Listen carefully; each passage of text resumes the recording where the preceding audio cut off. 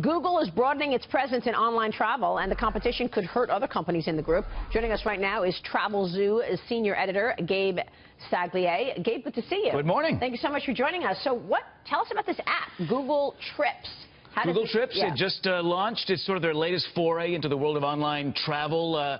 It's been happening for the last couple of years. I don't think anybody got caught off guard about with Google sort of entering the space little by little. You know, they bought up Frommer's last year. They've got Saglie under their belt. So they're really trying to create a presence on this online travel experience.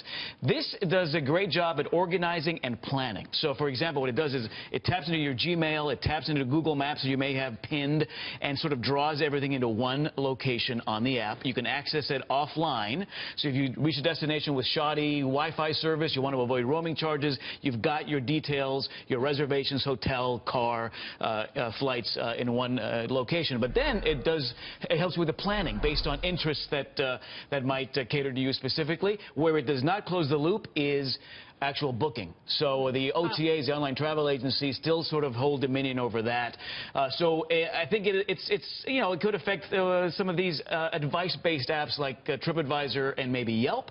The online agents like Priceline, Expedia still sort of dominate the booking world. Online. I always think Google does such a great job at delivering services for nothing, but what are they going to do with all my information once they have it? That's true. Yeah, you start off probably Googling a destination when you're starting to plan your travel. This sort of closes the loop in that sense, in that they carry it all the way to the end.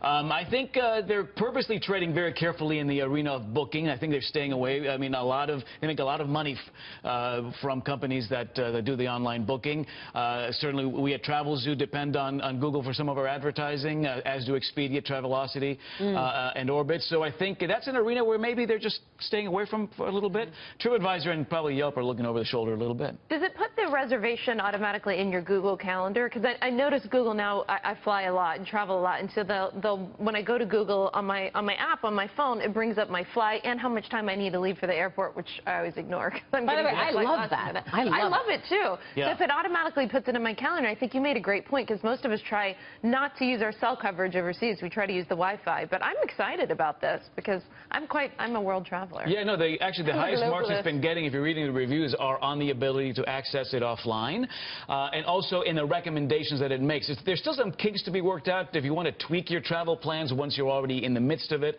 If you want to specifically search for locations versus being offered a group of sites to see based on where you are. So there are a couple of kinks still to work out. But certainly it's sort of enhancing its presence in an industry that's getting competitive by the day. I think it's putting a lot of online travel companies on notice to sort of really shore up brand loyalty and sort of better that performance with the consumer. Okay, so other companies in the space that do the bookings now are concerned about the giant potentially coming into their market. You said Google's tiptoeing lightly here, getting into it. Is this because you think they can ultimately make more from selling ads to the companies that do the booking, or for other reasons? Are they concerned about regulatory issues alienating these companies? I think a lot of it has to do with the fiscal relationship they have with companies like Expedia and Travelocity. A lot of money made on a per-click basis when you're advertising through Google to enter into that space. Now, we're talking about a behemoth that's entered the room now. It's impossible to ignore that Google is now a presence in this space.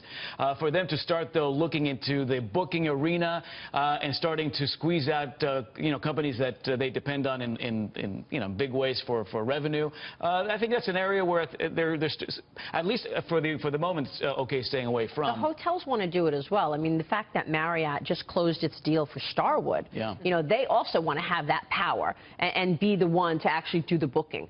So this is really a competitive market. But we've got independent research that shows travel agents save clients nearly $500 versus using a travel app to book a trip. Do you agree with that? People don't prefer that convenience versus an app. Well, I think that the travel agent is never going away. I mean, I think that there are certain types of travel, certain types of trips where the one-on-one aspect of those kinds of trips and planning those trips is going to be very, very relevant. But we're in an era of I want to do things myself. I want uber convenience at my fingertips in a fraction of a second. There's no ignoring the fact that the world of apps and getting into that arena is a smart move. It's funny that you say travel agents are not going away. A lot of them have already gone away.